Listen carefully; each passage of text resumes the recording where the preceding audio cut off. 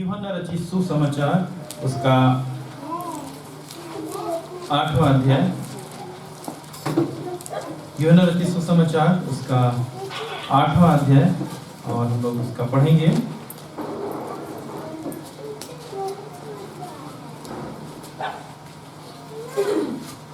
बत्तीस से 34 पद तक पढ़ेंगे। तुम सत्य को जानोगे और सत्य तुम्हें स्वतंत्र करेगा। उन्होंने उसको उत्तर दिया, हम तो अब्राहम के वंश से हैं और कभी किसी के दास नहीं हुए। तू कैसे कह सकता है कि स्वतंत्र हो जाओगे?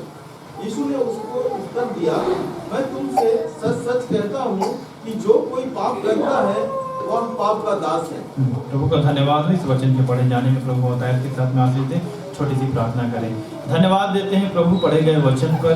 जब हम मनन करते हैं प्रभु तो हमसे बोला बातचीत कर, ताकि आपका वचन हमारे पाँव के लिए दीपक और हमारे मार्ग के लिए उजियाला होने पाए और हम आपके वचन के द्वारा अपने जीवन में मार्गदर्शन प्राप्त करने पाए कि प्रभु तू हमसे क्या कहना चाहता है प्रभु, और जिन बातों को तू हमें सिखाना चाहता है प्रभु जी, आज की आराधना में तू हमें सिखा और पिता हमें पिता अपने वचनों से भर दे प्रभु, ताकि हम आपके आत्मिक मन्ना को अपने जीवन में प्राप्त कर आत्मिक रूप से तृप्त होने पाए और आपकी महिमा करने वाले हो सके।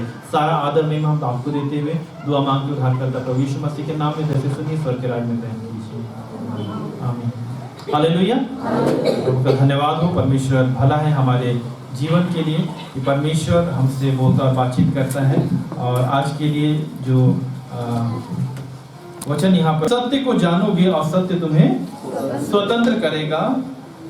जब यीशु मसीह ने ये बातें कही, यदि उसका 31 पद को पढ़ेंगे तो वहाँ पर ऐसा लिखा हुआ है, तब यीशु ने उन यहूदियों में से जिन्होंने उस पर विश्वास किया था कहा, यदि तुम मेरे वचन में बने रहोगे तो सचमुच मेरे चेले ठहरोगे।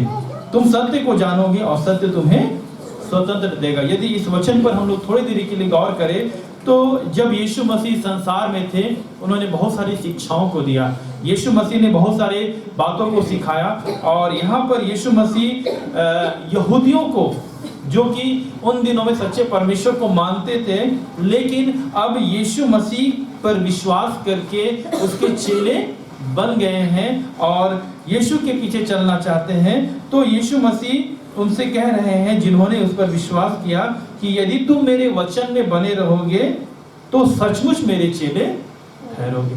आज के इस समय इस बात को हमें अपने जीवन में भी देखने की आवश्यकता है कि यदि हम प्रभु यीशु मसीह के चेले हैं, यदि यीशु मसीह पर हम विश्वास करते हैं, तो प्रभु आज हमसे भी कहना चाहते हैं कि यदि हम उसके वचन में बने रहे तभी सचमुच हम उसके चेले ठहरेंगे। यदि उसके वचन में हम बने नहीं रहेंगे तो हम उसके चेले नहीं हो सकते। और इसीलिए आज हमें अपने जीवन में देखने की जरूरत है कि क्या हम प्रभु के वचन में बने हुए हैं या नहीं। दूसरी बात लिखा है 32 पद में, तुम सत्य को जानोगे और सत्य तुम्हें स्वतंत्र करेगा। जब प्रभु यीशु मसीह ने ये बात उन यहूदियों से कहा तो यहूदी लोग जो है यीशु से ये सवाल करने लगे और कहने लगे, हम तो अब्राहम के वंश के हैं, हम तो कभी किसी के दास नहीं हुए, फिर तू क्यों कहता है कि तुम स्वतंत्र हो जाओगे? तू कैसे कहता है कि हम स्वतंत्र हो जाएंगे? जब ये बातें यहूदियों ने कहा, यीशु मसीह ने उनसे कहा, मैं तुमसे सच सच कहता हूँ, जो कोई पाप करता है वह पाप का दास है ना। एक बहुत बड़ी शिक्षा यीशु मसीह ने अपने चेलों को दिया और विशेषकर उन यहूदियों को जो सच्चे परमेश्वर को मानते थे। और यहूदी लोग, हम लोग जानते हैं, जो यहूदी वंश है, जो इजरायली है, वो परमेश्वर की वो प्रतिज्ञा की संतान है जिसको परमेश्वर ने अब्राहम से की थी। अब्राहम से परमेश्वर ने प्रतिज्ञा की थी और परमेश्वर ने एक बड़ी जाति बनाया और उस यहूदी जाति में से ही प्रभु यीशु मसीह निकल करके आए और हमारे लिए एक ऐसा उदाहरण दिए कि परमेश्वर ने जो प्रतिज्ञा अब्राहम से की थी, क्योंकि पिछले कुछ सप्ताह पहले हमने इस विषय पर हमने चर्चा की थी कि अब्राहम की प्रतिज्ञा आज भी पूरी हो रही है। अब्राहम की प्रतिज्ञा यीशु मसीह के जीवन में भी पूरी हुई कि तेरे द्वारा सारे कुल के लोग आशीषित होंगे। और इसीलिए आज की इस आराधना में मैं आप सबों से कहना चाहता हूं कि जब यहूदी लोग ये कह रहे हैं कि हम तो अब्राहम के वंश के हैं, तो ये कोई नई बात नहीं, क्योंकि यहूदी लोग अपने आप को अब्राहम के वंश को ही, अब्राहम का वंश ही अपने आप को घोषित करते थे। और इसीलिए आज की इस समय जब हम लोग यहाँ पर एक साथ इकट्ठे हैं, प्रभु यीशु मसीह ने उन यहूदियों को शिक्षा दिया कि मैं तुमसे सच कहता हूँ, जो कोई पाप करता है वह पाप का दास है। मेरे प्रियो, प्रभु यीशु मसीह संसार में क्यों आए? यीशु मसीह का इस संसार में आने का मकसद क्या था? बाइबल बताती है उन पापों से जिससे मानव जाति बंधुआई में पड़े हुए थे, पाप के बंधन से छुटकारा देने के लिए। मत्ती रचित सुसमाचार पहला अध्याय उसके 21 पद में लिखा हुआ है कि यीशु के जन्म के पहले ही इस बात की भविष्यवाणी हो गई थी कि वह अपने लोगों का उनके पापों से उद्धार करेगा। कोई पढ़ेंगे? मत्ती रचित सुसमाचार पहला अध्याय उसके 21 पद।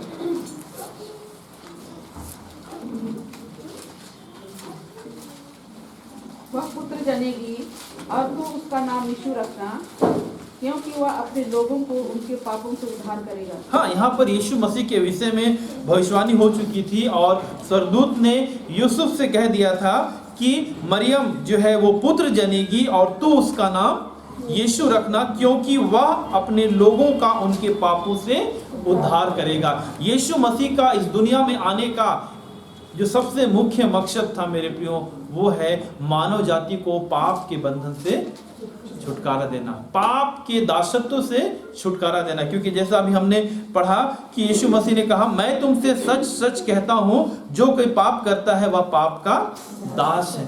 तब सवाल ये होता है कि ये पाप आखिर है क्या? कई सारे लोगों को मालूम नहीं पाप क्या होता है। कई सारे लोग सोचते हैं कि पाप क्या है, किसे हम पाप कहते हैं।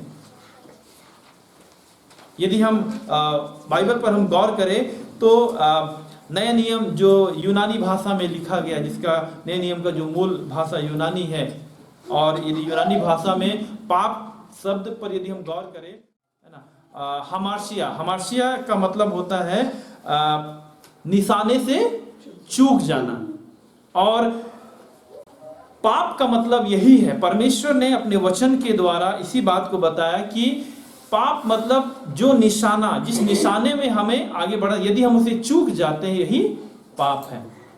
कई सारे लोग इसको समझने का प्रयास करते हैं कि मैं इसको और कैसे समझूं। मेरे प्रियो, बाइबल में यदि हम लोग देखें तो मानव जाति के उत्पत्ति के समय में ही, है ना, जब परमेश्वर ने आदम और हवा को अदन की वाटिका में रख दिया, और कैसे मनुष्य के जीवन में जो है वो पाप आया, मतलब मनुष्य कैसे निशाने से चूक गया, हम लोग इस बात को जानते हैं।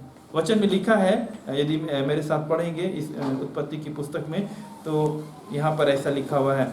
उत्पत्ति की पुस्तक उसका 2 अध्याय, जब परमेश्वर ने आदम और हवा को बनाया और उनको आदम की वाटिका में रख दिया, उसका उत्पत्ति की पुस्तक उसका 2 अध्याय उसका 15 पद में ऐसा लिखा हुआ है।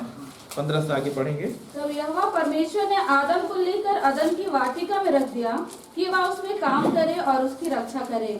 और यहोवा परमेश्वर ने आदम को यह आज्ञा दी, तू वाटिका के सब वृक्षों का फल बिना खटके खा सकता है, पर भले या बुरे के ज्ञान का जो वृक्ष है उसका फल तू कभी ना खाना, क्योंकि जिस दिन तू उसका फल खाएगा उसी दिन अवश्य मर जाएगा। हाँ, यदि हम यहाँ पर गौर करें तो परमेश्वर ने आदम और हवा को ये स्पष्ट निर्देश दे दिया था कि तुम वाटिका के सारे वृक्षों के फल को खा सकते हो, केवल एक पेड़ का फल है जिसका नाम परमेश्वर ने दिया भले और बुरे के ज्ञान का पेड़ का फल। यदि तुम उसको खाओगे तो क्या हो जाओगे?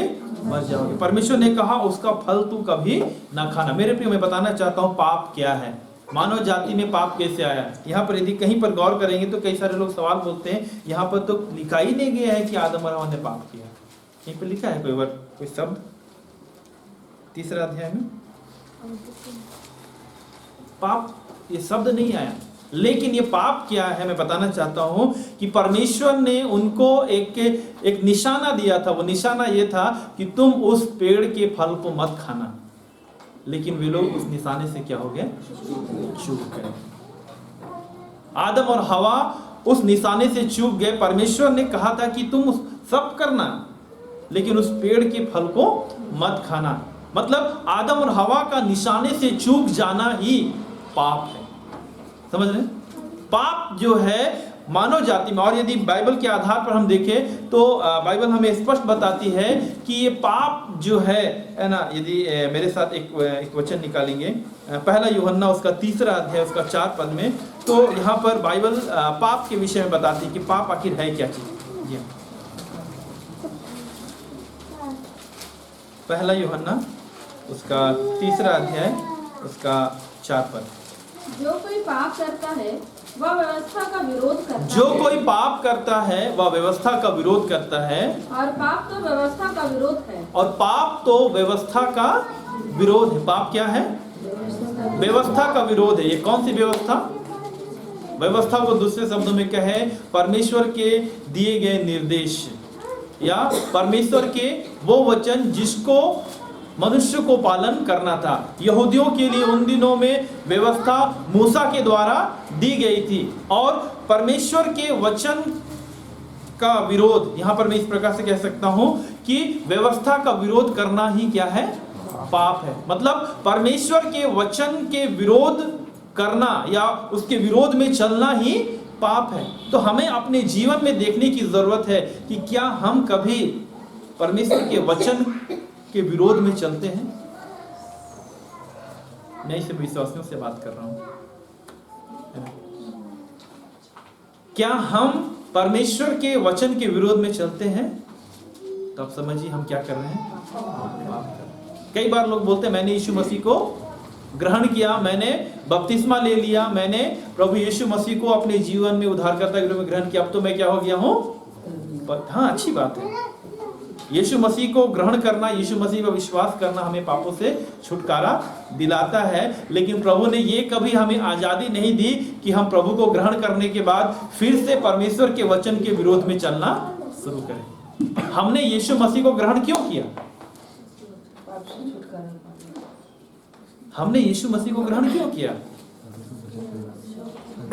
हाँ, कि हम पाप के लिए मर करके धार्मिकता का जीवन जिएंगे। बपतिस्मा के समय हम लोग इसका टीचिंग हम लोग हमेशा देते हैं कि जब हम प्रभु को अपने जीवन में उद्धारकर्ता के रूप में ग्रहण करते हैं, इसका मतलब है हम पाप के लिए मर गए और धार्मिकता के लिए अब हम जीवन जीने के लिए अब हम तैयार हैं। दूसरी बात कि यीशु मसीह ने आज्ञा दी कि पिता पुत्र पवित्र आत्मा के नाम से बपतिस्मा दिया जाए, तो हम यीशु की आज्ञा का पालन करने के लिए हमने बपतिस्मा लिया कि अब हम प्रभु के वचन में चलेंगे। लेकिन यदि हमारे जीवन में हम प्रभु को ग्रहण करने के बाद भी वचन को जान के यदि वचन के पर हम नहीं चलते, अर्थात उसका विरोध कर रहे हैं, वचन पर नहीं चलना मतलब विरोध, समझे? विरोध करने का मतलब कई बार लोग बोलते हैं आंदोलन लेकर के, झंडा लेकर के अभी हम लोग खड़े होंगे तो यही विरोध करना है ना। आज रांची में विरोध प्रदर्शन भी है, मालूम है हम लोग? हाँ, कुछ लोगों के पास मैसेज पहुंचा होगा। विरोध प्रदर्शन, विरोध करने का मतलब लोग सोचते हैं कि एक बड़ा सा झुंड हो, झंडे हाथ में हो या तलवार या लाठी हो और हम जोर जोर से नारे लगाएं, यही विरोध है। जी नहीं, विरोध का मतलब होता है कि जो नियम जो दिए गए हैं उसको ना मानना और उसके अगेंस्ट में बातें करना या उसके अगेंस्ट में चलना। तो यदि परमेश्वर ने हमें अपने वचन दिए हैं, हम उसके बारे में हो सकता है नहीं बोल रहे, लेकिन यदि हम नहीं चल रहे हैं तो हम उसका विरोध कर रहे हैं। और यही हमारे मसीहों के लिए मैं कहना चाहूँ, विश्वासियों के लिए ये पाप गिना जाता है कि हम जानते हैं लेकिन भी हम उसको नहीं करते। तो पाप क्या हो गया? हमार्शिया, मतलब निशाने से चूक जाना, निशाने से चूक जाना। कभी कभी आपने कभी अपने जीवन में ऐसा महसूस किया है हम निशाने से चूक गए? कोई ऐसा उदाहरण आपके जीवन में है कि जब आप निशाने से चूक गए? मान लीजिए आपको ट्रेन पकड़ ली थी, है ना, किन्हीं का ट्रेन छूटा है, कैसा लगता है? बहुत अच्छा लगता है ना, ट्रेन छूट गई। नहीं, इतना तैयारी करके गए, रिजर्वेशन कराए और समय से हम नहीं पहुंचे। मेरे साथ भी हुआ, कई बार हुआ है, लेकिन एक बार तो बहुत जोर से लग गया कि मतलब मेरे आंख के सामने ट्रेन जा रही है और मैं उसको केवल देख सकता हूँ, पकड़ नहीं सकता। निशाने से चूक जाना, पाप यही है हमारे लिए। हम यदि परमेश्वर के वचन है ना, कई बार वही छूटती ट्रेन के समान ही परमेश्वर का वचन हमारे वो निकलता चला जाता है, हम देखते रह जाते हैं लेकिन उसे पकड़ नहीं पाते हैं। पाप यही है मेरे प्रिय। आज परमेश्वर हमें सिखाना चाहता है, यीशु मसीह ने बोला कि जो कोई पाप करता है वह पाप का दास हो जाता है। एक वचन और हम लोग देखेंगे, ये तो उनके लिए था जो परमेश्वर के वचन को जानते हैं। कुछ लोग बोलेंगे जो परमेश्वर के वचन को नहीं जानते उनके लिए क्या है पाप, उनके लिए क्या है पाप। एक वचन मेरे साथ पढ़ेंगे तो आप लोगों को स्पष्ट हो जाएगा। निर्गमन की पुस्तक उसका 9 अध्याय, निर्गमन उसका 9 अध्याय उसका 34 पद पढ़ेंगे। निर्गमन, the book of Exodus chapter 9 verse 34। परंतु यह देखकर कि मेघ और ओलों और बादल का गरजना बंद हो गया, फिरौन ने अपने कर्मचारियों समेत फिर अपने मन को कठोर करके पाप किया। यहाँ पर देखिए क्या लिखा हुआ है। यहाँ पर जब मिस्र में 10 विपत्ति परमेश्वर भेज रहा था और उसमें से जब ओलों की वर्षा हुई और जब ओले और वर्षा क्या हुआ, फिर से पढ़ेंगे धीरे से।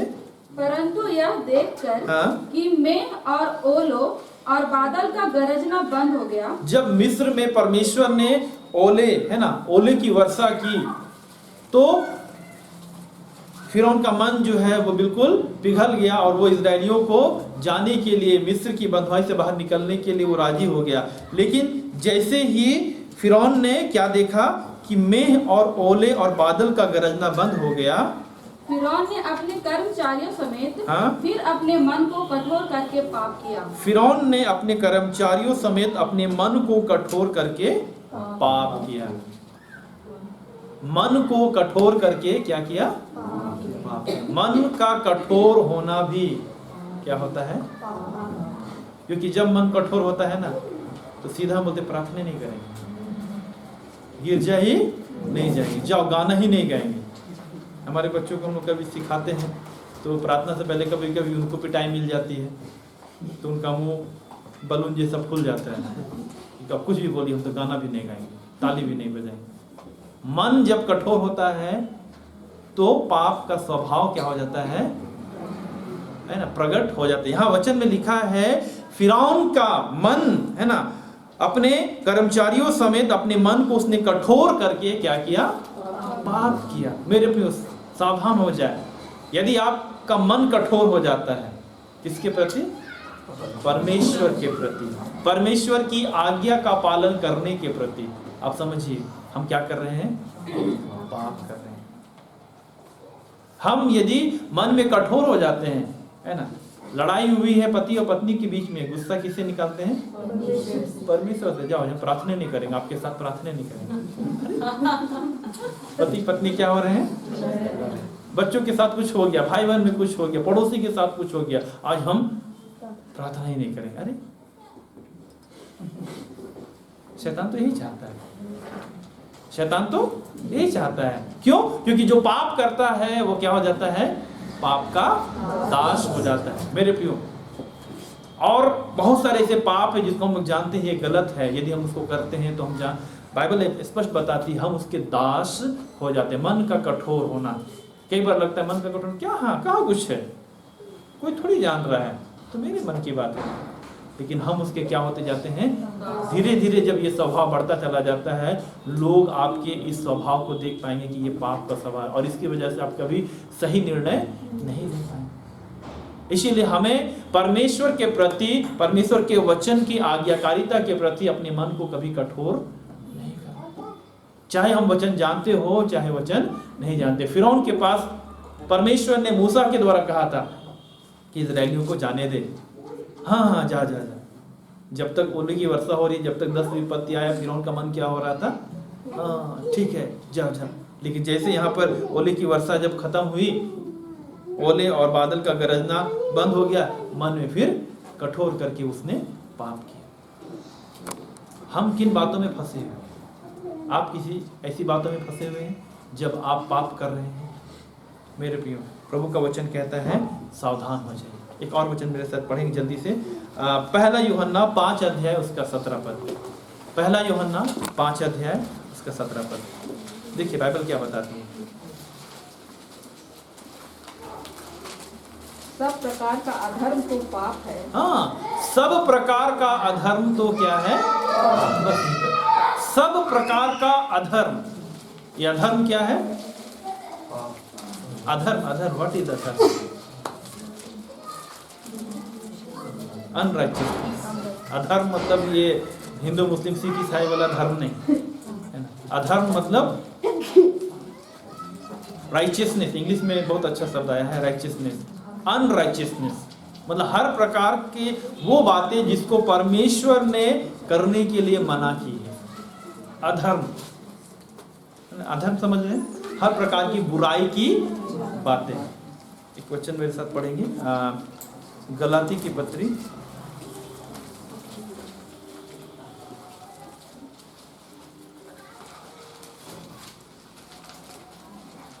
गलातियों की पत्री 5 अध्याय और उसके 19 पद में पढ़ेंगे। 19 से पढ़ेंगे। शरीर के काम तो प्रकट है, अर्थात व्यभिचार, गंदे काम, लूचपन, मूर्ति पूजा, टोना, बैर, झगड़ा, ईर्ष्या, क्रोध, विरोध, फूट, विधर्म, डाह, मतवालापन, लीला, क्रीड़ा और इनके जैसे और काम हैं। इनके विषय में मैं तुमसे पहले से कह देता हूँ, जैसा पहले कह भी चुका हूँ, कि ऐसे काम करने वाले परमेश्वर के राज्य के वारिस ना होंगे। बस यहीं तक। यहाँ पर देखिए, बाइबल बताती है यहाँ पर शरीर के कामों के बारे में लिखा हुआ है, अर्थात ऐसे काम करने वाले परमेश्वर के राज्य में कभी वारिस नहीं होंगे। उसको हम लोग एक वाक्य में कहते हैं, पाप करने वाले कभी भी परमेश्वर के राज्य के वारिस। परमेश्वर ने हमारे लिए जो धार्मिकता के काम, अच्छे काम रखे हैं, यदि हम वो ना करके किसी भी प्रकार के यदि हम अधर्म करते हैं, पाप और बुराई, जिसका एक लिस्ट यहाँ पर दिया गया है, क्या है? व्यभिचार, गंदे काम, लुचपन, मूर्ति पूजा, टोना, बैर, झगड़ा, ईर्ष्या, क्रोध, विरोध, फूट, विधर्म, डाह, मतवालापन, लीला, क्रीड़ा और इनके जैसे और काम हैं। इनके विषय में पहले से कह देता हूँ, पहले कह भी चुका हूँ। पौलुस कहता है ऐसे काम करने वाले परमेश्वर के राज्य के वारिस ना होंगे। क्यों? क्योंकि जो पाप करता है वो पाप का नाश हो जाता है। आज प्रभु इसी वचन पर मेरे ध्यान को केंद्रित किया मेरे पे, और यही बात मैं आज आप सबों के सामने में रखना चाहता हूँ कि जो कोई पाप करता है वह पाप का क्या बन जाता है? दास बन जाता है। और दास का कहने का अर्थ क्या है? दास कौन है? दास कौन होता है? दासता का जीवन आपने कभी देखा है? कई सारे मूवीज आते हैं, है ना, स्लेव, है ना, कई सारे बंधुआ मजदूर, है ना। दास का यदि आप गुण देखा जाए तो दास अपनी इच्छा से नहीं जीता, अपनी इच्छा से वो खाना नहीं खाता, अपनी मर्जी से वो काम नहीं करता। दास के ऊपर में उसका मालिक क्या करता है? प्रभुता करता है। दास वही काम करता है जो उसका मालिक कहता है। अभी तो दास प्रथा नहीं है, इसलिए उतना समझ में नहीं आएगा, लेकिन यदि आप पुराने समय के यदि आप जो है कोई डॉक्यूमेंट्री यदि मूवीज वगैरह सब कुछ देखेंगे जिसमें दासों का जो है क्या कैसे उनके साथ व्यवहार किया जाता था। जैसे यदि आप इजरायलियों के बारे में यहाँ पर देखें, जब इजरायली मिस्र में जब बंधुए थे, वहाँ पर तो मेहमान बन कर के आए, लेकिन 430 साल जब वे रहे, बाद में जो राजा यूसुफ को नहीं जानता था, है ना, उसने इजरायलियों के साथ एक दास के रूप में व्यवहार करने लगे और जबरदस्ती उनको काम कराते थे।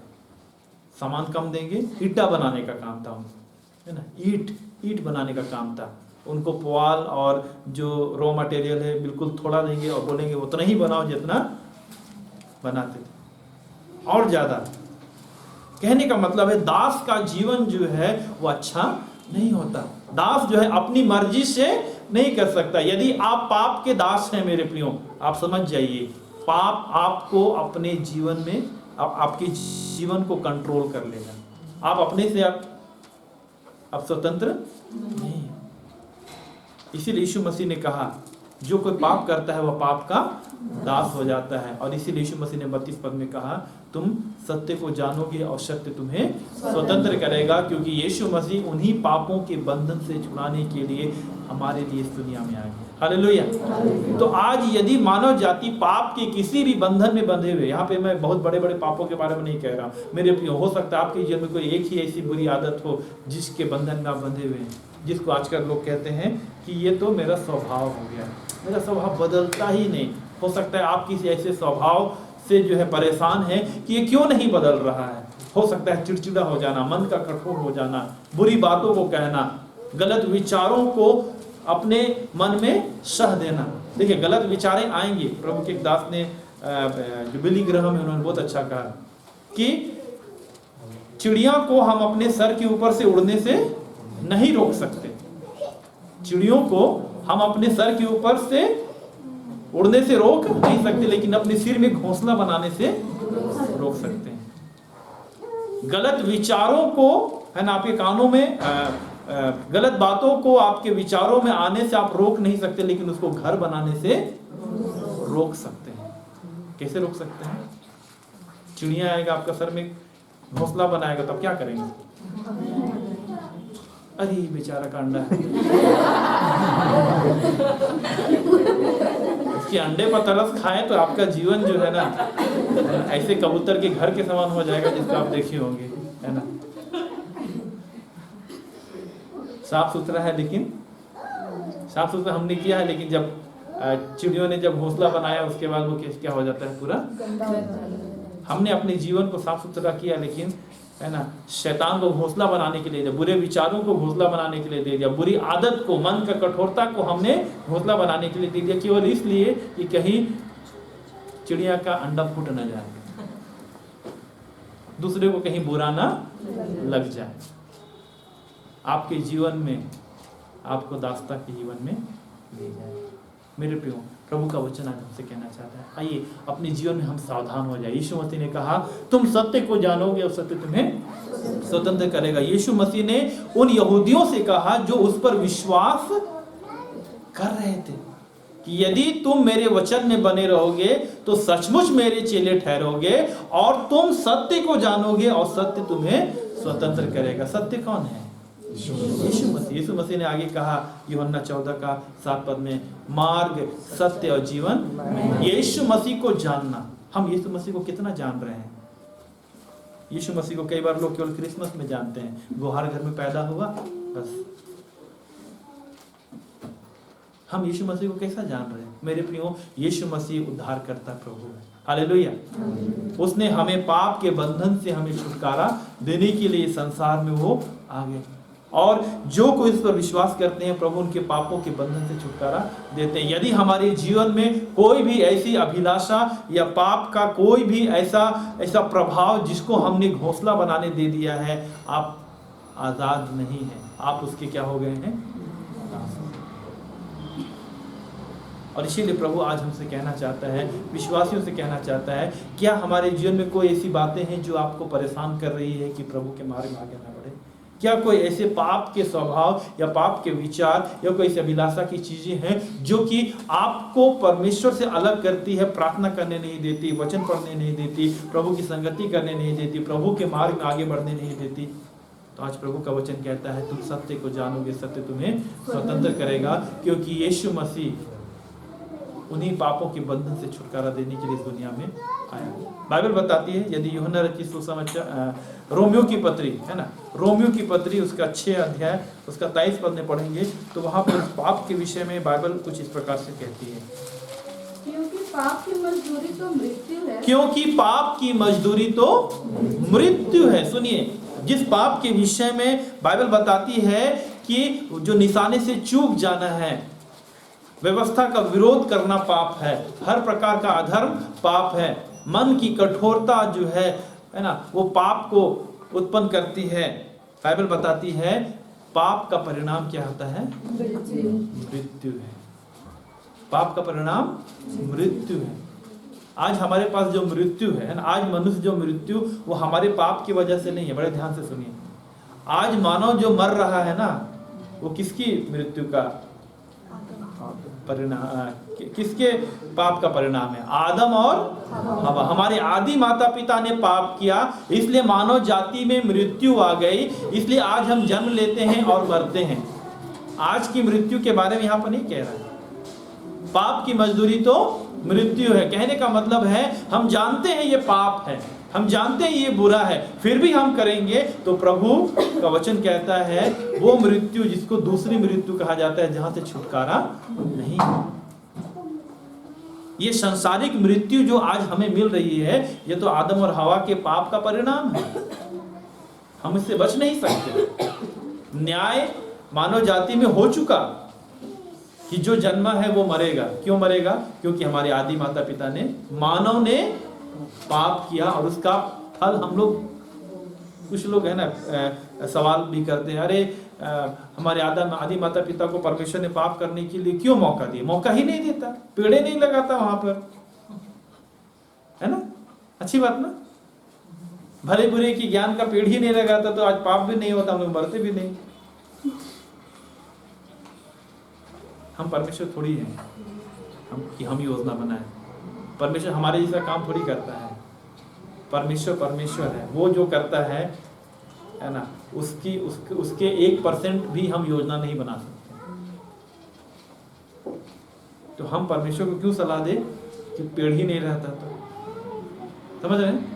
कई बार हम ऐसी संभावनाओं में कई बार ऐसी संभावनाओं में हम भी डिसीजन लेते हैं, अरे वो नहीं होता तो ऐसा नहीं होता है, और दोष तुरंत हम लगा देते हैं वो परिस्थिति के ऊपर। मेरे प्रियो, बाइबल बताती है मानव ने पाप किया जिसका परिणाम आज चाह करके भी हम उससे हट नहीं सकते। हट सकते हैं क्या? मृत्यु से हम भाग सकते हैं? नहीं भाग सकते। चाहे आज साइंटिस्ट कितनों ही मेडिसिन निकाले अच्छे है ना, अमर रहने का कुछ भी उपाय कर ले, होने वाला नहीं, क्योंकि ये हमारा क्या है? मानव जाति का न्याय है। लेकिन जिस रोमियो की पत्री 6 अध्याय 23 पद में लिखा है पाप की मजदूरी क्या है? ये कौन सी मृत्यु है? ये हमारे शारीरिक मृत्यु के बारे में नहीं लिखा हुआ है, ये दूसरी मृत्यु है, अर्थात उस नरक में जाना, वहां से कोई छुटकारा नहीं। मृत्यु का अर्थ होता है मेरे प्रियो, मैंने इसे सीखा है, मृत्यु का अर्थ होता है अलगाव। मृत्यु का अर्थ क्या होता है? अलगाव, सेपरेशन। जैसे मनुष्य ने पाप क्या, मृत्यु जब आई तो इस पृथ्वी से उसका अलगाव हो जाता है। पता है क्या? जब व्यक्ति मर जाता है इस पृथ्वी से अलगाव हो जाता है। तो मृत्यु का मतलब मरना ही केवल नहीं, मरने का मतलब है एक अलगाव, एक सेपरेशन। हम उससे फिर अभी मिलने वाले नहीं। लेकिन बाइबल बताती है पाप की मजदूरी तो मृत्यु है। सुनिए, आदि माता पिता ने पाप किया जिसका परिणाम आज भी हम लोग भुगत रहे हैं। एक बार व्यक्ति मर गया, दोबारा पृथ्वी में आने वाला नहीं। ये अलग शिक्षा है। दुनिया में बहुत सारे लोग शिक्षा दे रहे हैं कि उसका पुनर्जन्म होगा, है ना, उसका दूसरा जन्म होगा। तो मेरा यही सवाल है, आप बताइए पिछले जन्म में आप क्या थे? अगर आप अगले जन्म के बारे में जानते हैं तो पिछले जन्म के बारे में तो बताना होगा। ये बिल्कुल गलत शिक्षा है। मानव आज इस संसार में मर गया ना, उसके बाद तो हम उसके शरीर को भी ज्यादा दिन तक रख नहीं पाएंगे। तो फिर वो कब आएगा? ये हम ऐसी संभावना में क्यों जीवन जी? तो मनुष्य के उस पाप की वजह से शारीरिक मृत्यु हो रही है। लेकिन आज जब हम जानबूझ करके यदि पाप में जीवन जिए तो क्या हो जाएगा? हम उस मृत्यु की ओर आगे बढ़ते चले जाएंगे जहां से कोई छुटकारा नहीं है। और इसीलिए यीशु मसीह ने कहा, यीशु मसीह ने क्या कहा? जो कोई मुझ पर विश्वास करता है वह यदि मर भी जाए, सुनिए, वह यदि मर भी जाए तो भी जिएगा। मतलब आदम और हवा के पाप का परिणाम हमारे जीवन में आ जाए, मर भी जाए तो भी हम जिएंगे। हालेलुया। यीशु मसीह यही बात बताना चाह रहे हैं कि तुम सत्य को जानोगे और सत्य तुम्हें स्वतंत्र करेगा। हालेलुया। यदि आप यीशु मसीह पर विश्वास करते हैं, उस पर भरोसा करते हैं और उससे पापों की क्षमा प्राप्त करते हैं, तो इस संसार की मृत्यु से डरने की आवश्यकता नहीं, क्योंकि उसके बाद भी अनंत जीवन है। रोमी 6:27 पूरा पढ़ दीजिए, क्या लिखा हुआ है? पाप की मजदूरी तो मृत्यु है, परंतु परमेश्वर का वरदान हमारे प्रभु मसीह यीशु में अनंत जीवन है। परंतु परमेश्वर का वरदान हमारे प्रभु यीशु मसीह में क्या है? अनंत जीवन है। अनंत जीवन है। मतलब यदि हम पाप करते हैं तो हम मृत्यु की ओर आगे बढ़ रहे हैं। लेकिन यदि यीशु मसीह पर आज हम विश्वास करते हैं, क्योंकि वचन में लिखा है, यदि रोमी उसका 9 अध्याय उसका 9 और 10 पद में पढ़ेंगे तो वहाँ पर ऐसा लिखा हुआ है, तो पढ़ेंगे। क्योंकि प्रतिज्ञा का वचन यह है, मैं इस समय के अनुसार आऊंगा और सारा के पुत्र होगा। 10 का 9 पढ़िएगा, 10 का 9 पढ़िएगा। कि यदि तू अपने मुंह से यीशु को प्रभु जानकर अंगीकार करे और अपने मन से विश्वास करे कि परमेश्वर ने उसे मरे हुओं में से जिलाया, तो तू निश्चय उद्धार पाएगा। हाँ, रोमियो की पत्री 10 अध्याय 9 और 10 पद में लिखा है कि हम जानते हैं हम पाप करते हैं, पाप में हमारा जन्म हुआ है, लेकिन यदि हम यीशु को अपने मुंह से प्रभु जानकर अंगीकार करते हैं और अपने मन से विश्वास करते हैं कि परमेश्वर ने उसे मरे हुओं में से जिलाया, तो बाइबल बताती है तू निश्चय उद्धार पाएगा, अर्थात छुटकारा पाएगा। किस चीज से छुटकारा? पाप से छुटकारा, पाप के बंधन से छुटकारा, उस मृत्यु से छुटकारा जो कि हमें परमेश्वर से अलग करती है। परमेश्वर अपने वचन के द्वारा कहता है 10 पद में, क्योंकि धार्मिकता के लिए मन से विश्वास किया जाता है। सुनिए, धार्मिकता के लिए है ना, राइचियसनेस के लिए क्या किया जाता है? कई बार बोलते हैं मैं धार्मिकता का काम कैसे करूं? काम से पहले हमारे अंदर विश्वास होना चाहिए। कई लोग कर्म को ज्यादा महत्व देते हैं, सोचते हैं विश्वास चाहे कुछ भी क्यों ना हो, अच्छा कर्म करेंगे तो उसका अच्छा परिणाम मिलेगा। जी नहीं, हम जैसा विश्वास करते हैं ना वैसे ही कर्म करेंगे। हमारा कर्म और विश्वास में अंतर नहीं होना चाहिए। तो यहाँ पर बाइबल बताती है कि धार्मिकता के लिए मन से विश्वास किया जाता है। धार्मिकता के लिए यदि हम परमेश्वर की धार्मिकता को चाहते हैं तो क्या करना पड़ेगा? मन से विश्वास करना होगा। और उद्धार के लिए मुंह से अंगीकार किया जाता है। और उद्धार के लिए मुंह से अंगीकार किया जाता है ना। जो जब कोई व्यक्ति प्रभु यीशु मसीह पर मन से विश्वास करता, मुंह से अंगीकार करता, तभी उसका उद्धार होता है। मन से विश्वास करना उसके जीवन में धार्मिकता को लाना होता है। समझ रहे हैं? परमेश्वर की धार्मिकता, मन से विश्वास। क्या विश्वास? कि परमेश्वर ने मेरे पापों के लिए जो है वो दाम चुका दिया है। यीशु मसीह ने कलवरी क्रूस पर मेरे लिए दाम चुका दिया। अब हमें उसके अपने पापों का दाम चुकाने की जरूरत नहीं है। दूसरे शब्दों में मैं कहूँ तो अब हमें पाप में जीवन जीने की आवश्यकता नहीं। पाप को अपने जीवन में घोंसला बनाने की अनुमति नहीं देनी। लेकिन यदि हम करते हैं, हम जानबूझ करके पाप करते हैं, क्योंकि सब प्रकार का अधर्म तो पाप है। लेकिन यदि हम जान रहे हैं हमसे गलती हो जाती है, यीशु मसीह पर हम विश्वास करते हैं, तो प्रभु हमें धार्मिकता का वस्त्र पहनाता है। हालेलुया। और यही तो आज हमारे लिए एक खुशखबरी है मेरे प्रियो, कि तुम सत्य को जानोगे और सत्य तुम्हें स्वतंत्र करेगा। ये केवल हमारे लिए नहीं, लेकिन संसार के हर एक मानव जाति के लिए है जो आज पाप और बुराई में जीवन जी रही है। क्यों? क्योंकि सत्य का ज्ञान नहीं रहने की वजह से आज लोग उस छुटकारे को प्राप्त नहीं कर रहे। तो ये आज आपकी और मेरी जिम्मेदारी है कि हम इस सत्य के विषय में बताएं, सच्चाई को बताएं। सच्चाई क्या है? पापों का छुटकारा हो सकता है ना। पापों से हम आजाद हो सकते हैं, मृत्यु के बंधन से हम आजाद हो सकते हैं। अनंत जीवन हमारे लिए है। यीशु मसीह ने कहा यूहन्ना 3:16 में, क्योंकि परमेश्वर ने जगत से ऐसा प्रेम रखा कि उसने अपने इकलौता पुत्र दे दिया, ताकि जो कोई उस पर विश्वास करे वह नाश ना हो परंतु अनंत जीवन पाए। नाश ना हो परंतु अनंत जीवन पाए। अनंत जीवन देने के लिए परमेश्वर ने योजना बना दी, और केवल बनाई नहीं, उसे पूरा भी कर दिया। आज से 2000 साल पहले यीशु मसीह मनुष्य बनकर के संसार में आया। कलवरी क्रूस पर सारे मानव जाति के लिए उसने जान दे दी, दुख उठाया, ताकि जो कोई उस पर विश्वास करे वह नाश ना हो परंतु अनंत जीवन। बस इसी सच्चाई को बताना है। यही सच्चाई है, यीशु के द्वारा छुटकारा है। यदि हम इस सुसमाचार का प्रचार हम उनके बीच में करते हैं जो यीशु को नहीं जानते, मेरे प्रियो, हम उनको सत्य से परिचय करा रहे हैं। हालेलुया। और सत्य वचन में जैसा लिखा है, तुम सत्य को जानोगे, सत्य तुम्हें स्वतंत्र करेगा। यदि आप सत्य से किसी का परिचय कराएंगे, परमेश्वर उन्हें आजाद करेगा। क्यों? क्योंकि सत्य को जान करके कोई उसे झुठला नहीं सकता, है ना। सच्चाई को कोई झुठला नहीं सकता। झुठला सकता है क्या? नहीं। हाँ, जरूर हमारा जो समाज है, पाप है ना, जैसे हमारे जो कचहरी, कोर्ट कचहरी है ना, झूठे गवाह झूठे करके लोग केस जीत जाते हैं, लेकिन सच्चाई को झूठला नहीं सकते। इस संसार का न्याय सिस्टम भ्रष्ट हो सकता है, लेकिन परमेश्वर का न्याय सिस्टम कभी भ्रष्ट नहीं हो सकता। यहाँ पर भले इस दुनिया में नहीं दिख रहा है, लेकिन परमेश्वर के न्याय सिंहासन के सामने सब कुछ पारदर्शी होगा। हालेलुया। और प्रभु इसी सच्चाई को इस संसार में बताने के लिए कि हमारे हर एक काम परमेश्वर के सामने खोलेंगे, चाहे पुराने नियम में देखें चाहे नए नियम में। मनुष्य जो भी करता है, चाहे वो भला करता है या बुरा करता है, परमेश्वर के न्याय सिंहासन के सामने उसका हिसाब देना होगा। और यदि आज इस पृथ्वी पर हम जान रहे हैं हमसे गलतियां होती हैं, लेकिन फिर भी हम उसकी क्षमा प्राप्त नहीं करते, तो परमेश्वर बोलेगा मैंने तुमको अवसर दिया, मैंने अपने इकलौते बेटे को इस दुनिया में भेजा तुम्हारे लिए, तुमने उस पर विश्वास क्यों नहीं किया।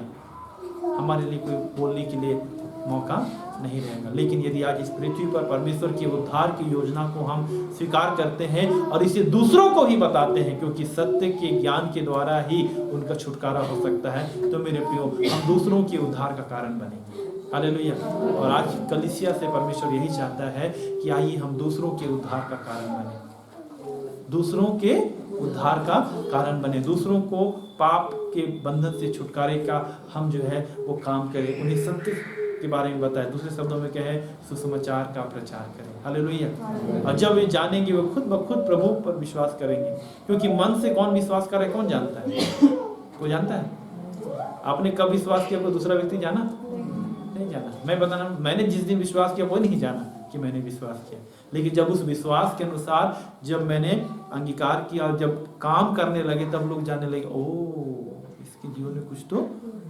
मेरे प्रियो, आप प्रभु के वचन का बीज बोइए, परमेश्वर उसे बढ़ाएगा। हालेलुया। आप उस ज्ञान को लोगों को बताइए, सत्य के बारे में बताइए, परमेश्वर लोगों के जीवन में छुटकारा देगा। और आज परमेश्वर कलीसिया से यही चाहता है, लोग पाप और बुराई में बंधे हुए हैं, क्योंकि जो कोई पाप करता है वो पाप का दास हो जाता है। आइए ऐसे पाप में पड़े हुए लोगों को हम अपने बीच में से हम उनको उस पाप के बंधन से बाहर निकलते हुए देखते हैं।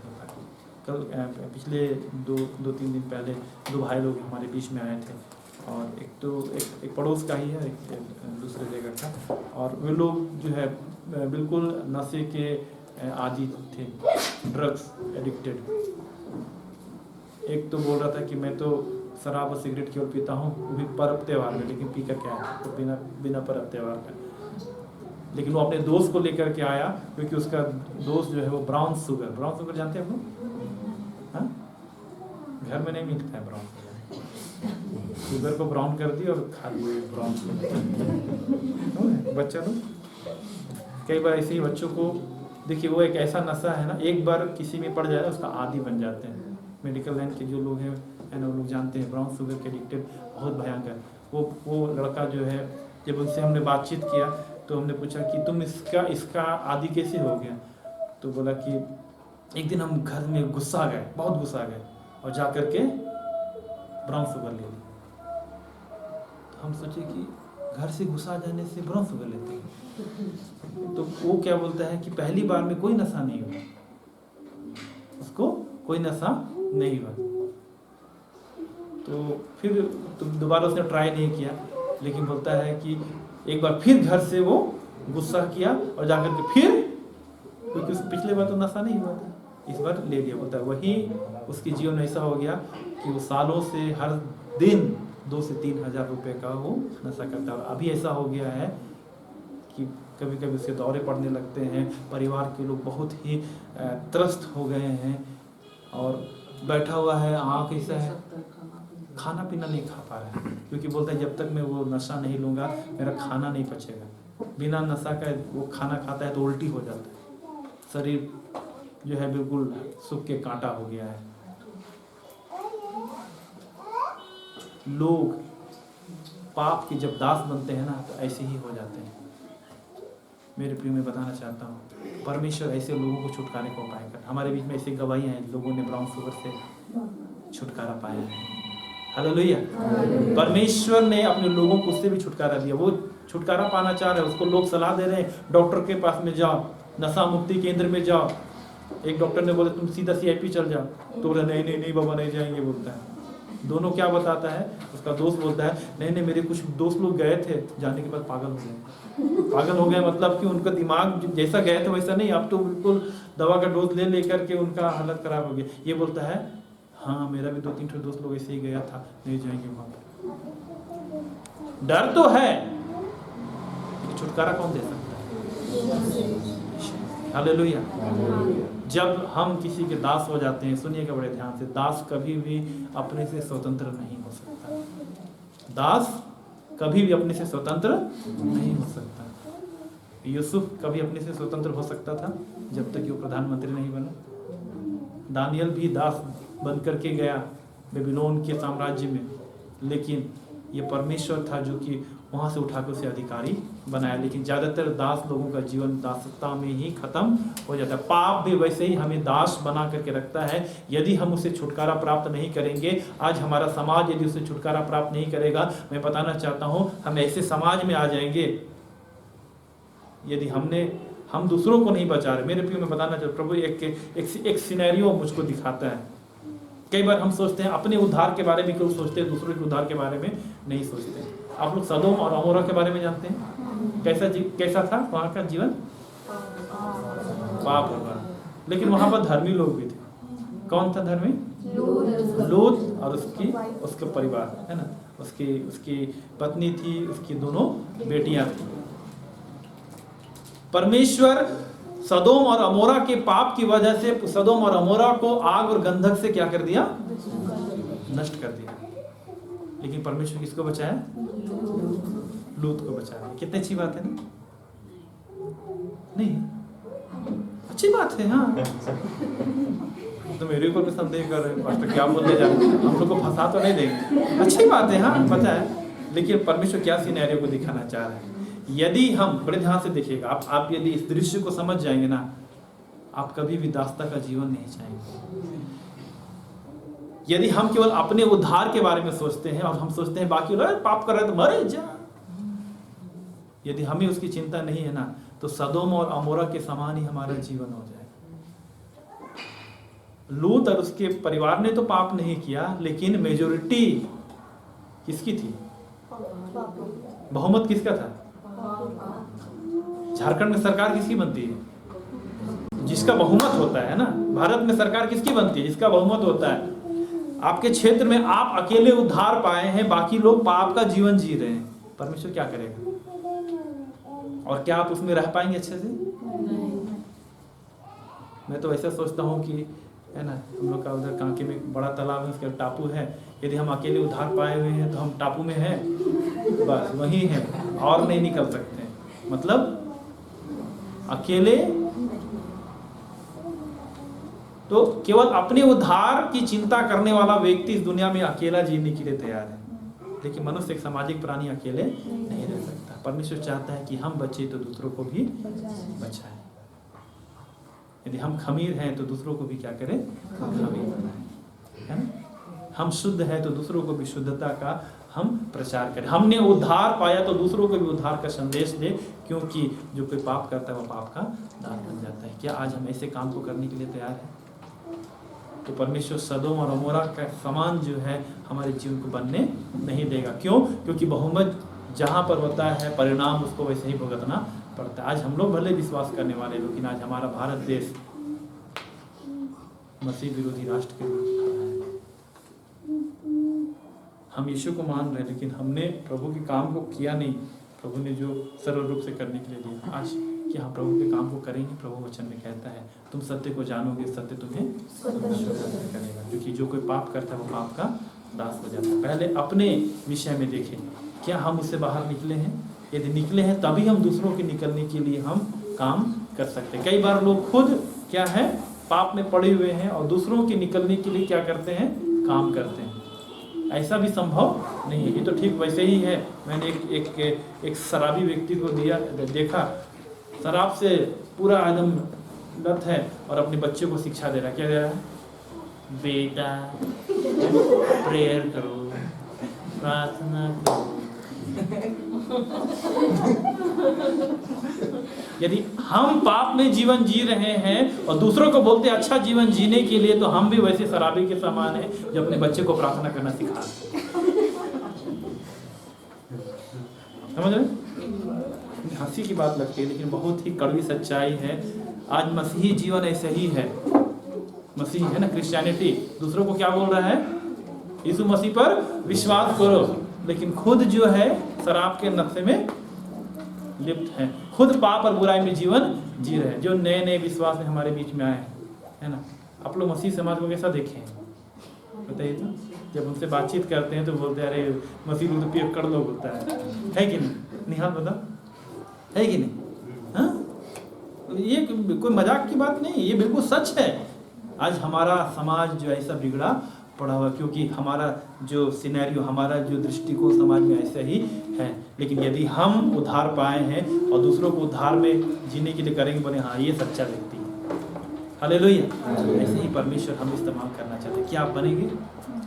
बनेंगे। परमेश्वर बनने के लिए बुलाया है, उसने इसी के लिए बुलाहट हमें दी है कि हम दूसरों के उद्धार के लिए काम करें। आइए हम प्रभु के पास में आए, लेकिन पहले हमें देखना है कि हम क्या उद्धार में जीवन जी रहे हैं। यदि हम उद्धार में जीवन जी रहे तभी दूसरों के उद्धार के लिए हम काम कर सकते हैं। आइए अपनी आंखों को बंद करें, प्रभु से प्रार्थना करें। 2023 हमारे लिए चुनौती है कि हम कितने लोगों को प्रभु के नज़दीक में लेकर के आ रहे हैं, कितने लोगों को हम प्रभु के पास में लेकर के आ रहे हैं, कितने लोगों को हम सुसमाचार सुना रहे हैं। मेरे अपने आप यदि अपने पड़ोस में देखेंगे, बहुत सारे लोग पाप में जीवन जी करके मर रहे हैं। मर जाएंगे, कहाँ जाएंगे? परमेश्वर के राज में कभी नहीं जाएंगे। और ये कैसा लगेगा? आप स्वर्ग में हैं, आपका पड़ोसी नरक में है, अच्छा लगेगा? नहीं लगेगा। हम अपने परिवार के बहुत सारे लोगों को देखते हैं जो प्रभु में जीवन नहीं जी रहे हैं। यदि वे मर जाएंगे, कहाँ जाएंगे? आपने उद्धार पाया, आप स्वर्ग जाएंगे, आपका परिवार के लोग कहाँ जाएंगे? हमें कोई बोझ नहीं, हमें कोई उसकी चिंता नहीं कि वे उद्धार पाए। आइए अपनी आंखों को बंद करें, प्रभु से प्रार्थना करें कि हे परमेश्वर, ये सब वचन में लिखा है, तुम सत्य को जानोगे, सत्य तुम्हें स्वतंत्र करेगा। परमेश्वर की सामर्थ हमारे बीच में कार्य करने पाए।